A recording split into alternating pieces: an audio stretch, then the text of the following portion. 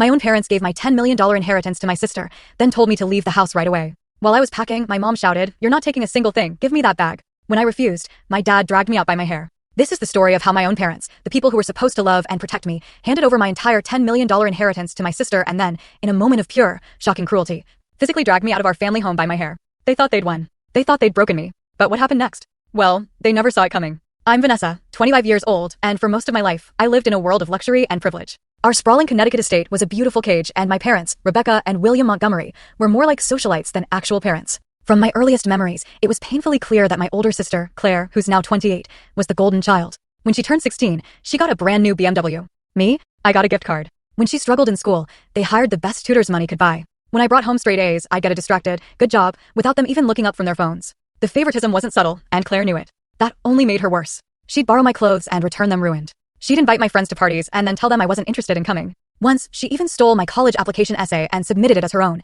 forcing me to rewrite mine the night before the deadline. "Claire's just more sensitive than you," my mother would say, her voice dripping with false concern. "You need to be more understanding of your sister's needs." My father was no better. "Stop trying to create drama, Vanessa," he dismissed me with a wave of his hand. Claire wouldn't do that intentionally. But while my parents were busy attending galas and building their social empire, my grandfather, Thomas, became my true parental figure. He lived in the east wing of our estate, semi-retired from the multinational corporation he'd built from nothing. Unlike my parents, he actually saw me. "There's my brilliant girl," he'd say when I visited him after school, his eyes crinkling with genuine delight. "Tell me what fascinating things you learned today." Every weekend, Grandfather Thomas would take me sailing on his beloved yacht, the Eleanor, named after my grandmother. Out on the water, with the wind whipping through my hair, he'd teach me about navigation, about reading the weather, about patience. "Life is like sailing, Vanessa," he'd tell me, his weathered hands steady on the wheel. "Sometimes you have to tack against the wind to reach your destination. The direct path isn't always possible." On rainy weekends, we'd visit museums instead. While Claire complained about being bored, I soaked up everything like a sponge. Grandfather noticed and encouraged my curiosity. "Ask questions," he'd urge me. "Always ask questions. That's how you learn."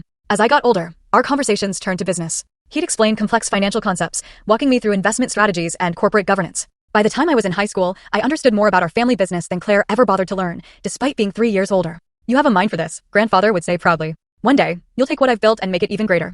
I didn't realize how prophetic those words would be, or how fiercely I'd have to fight to make them true. When Grandfather was diagnosed with terminal cancer, my world shattered. The doctors gave him 6 months. He lasted 8, through sheer force of will. During those months, I practically lived in his wing of the house. I coordinated with his doctors, managed his medications, and spent hours just sitting with him, reading his favorite books aloud when his eyes grew too tired. Claire visited occasionally, usually when our parents pressured her, but she'd scroll through her phone the whole time and find an excuse to leave after 15 minutes.